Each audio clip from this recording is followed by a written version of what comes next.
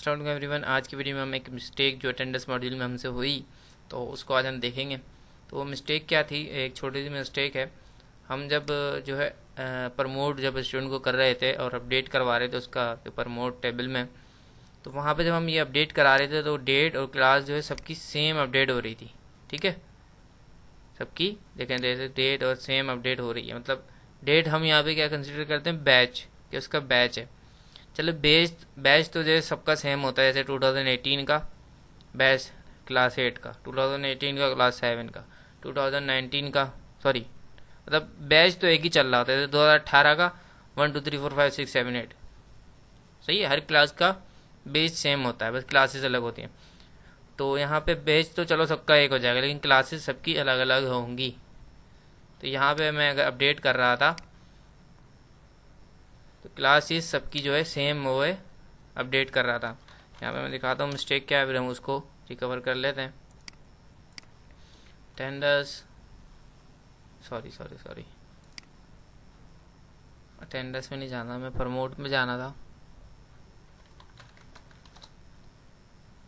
Promote, ठीक है। मैंने क्लास 9, सिर्फ एक स्टूडेंट है आप लोगों के सामने, मैंने क्लिक करा, क्लास 8 में करा प्रमोट। अच्छा सॉरी,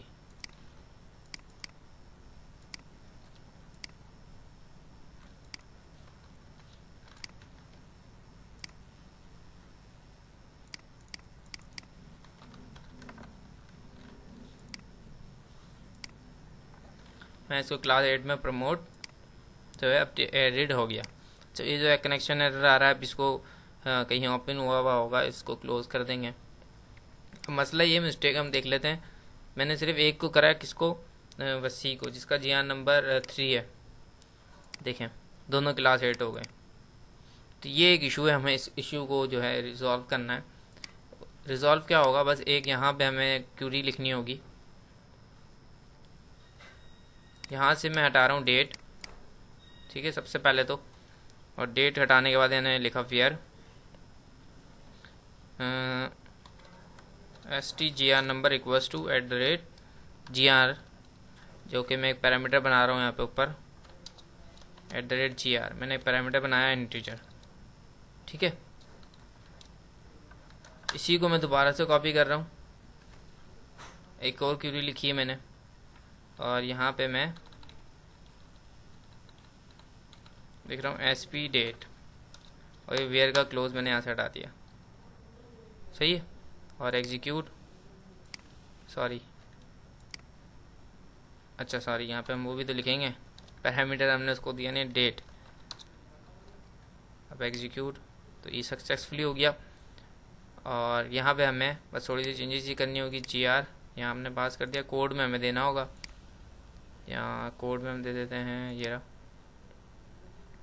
यहाँ हम इसको कॉपी पेस्ट, और GR नंबर हमारा कहाँ है, GR नंबर के वेरिएबल में, जो कि हमने क्लिक से बनाया था, मतलब ग्रिड व्यू के क्लिक पे। यहाँ पे हम लिख देते हैं GR। जस्ट आपकी जो मिस्टेक है वो रिजॉल्व हो जाएगी, क्योंकि बैच तो सबके चेंज होनी ही है।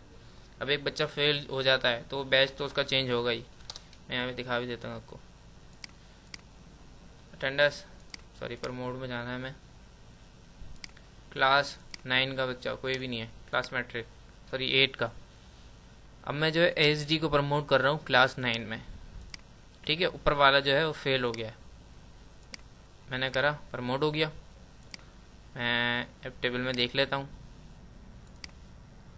प्रमोट, सही है। तो बैच सबके चेंज हो गए 2019, लेकिन क्लास सेम रही, मतलब क्लास वही रही जो थी जब तक उसको मैंने प्रमोट नहीं करा। अब मैं यहाँ अटेंडेंस में जाऊँगा, अगर मैं मैनुअल में चेक करता हूँ यहाँ पे 2019 में क्लास 9 का बच्चा, सही है, एक आ रहा है। ऐसे अटेंडेंस पुरानी लगी हुई है इसलिए यहाँ शो हो रही है। क्लास 8 का बच्चा भी एक आ रहा है, जबकि वो क्लास 9 का, मतलब उसका बच्चा था, क्लास 8 का था। हाँ क्लास 8 का था तो 8 में ही रहा। अगर मैं ईयर चेंज कर दूं, जैसे कि यहाँ से डेट में जाके ठीक है, डेट में जाके मैं ईयर भी चेंज कर देता हूँ। समझ लें वो 2019 में दोनों 8 क्लास में थे, मैंने 2020 आ गया और इसको हमने प्रमोट कर दिया एक बच्चे को। अगेन देख लेते हैं, ये 9 का बच्चा है और ये 8 का। समझ लें 2020 आ गया, अब प्रमोटिंग करनी है हमने। तो अब हुआ ये कि क्लास 8 में जो बच्चा था वो पास हो गया और क्लास 9 में आ गया। सही है, क्लास 9 में आ गया, लेकिन जो क्लास 9 का बच्चा था वो पास नहीं हुआ और क्लास 9 में ही रहा। अब अगर मैं मैनुअल में अटेंडेंस लगाऊंगा इस तरीके से कि क्लास 2020 का जो बैच है उसमें क्लास 9 के जो बच्चे हैं वो दिखाओ, तो वो दोनों को दिखाएगा, क्योंकि एक तो फेल हो चुका है और एक प्रमोट होकर आया है। तो पहले ये मामला नहीं थे। ठीक है, अभी गलती ये जो थी कि वो क्लासेस भी सेम कर रहा था, तो ये गलती थी। और इसके अलावा अल्हम्दुलिल्लाह कोई इसमें मिस्टेक नहीं है। अगर कोई आपको मिस्टेक मिलती है या इसमें कोई और बेहतरी होनी चाहिए थी, आप मुझे कमेंट्स में ज़रूर बताइएगा। Thank you for watching.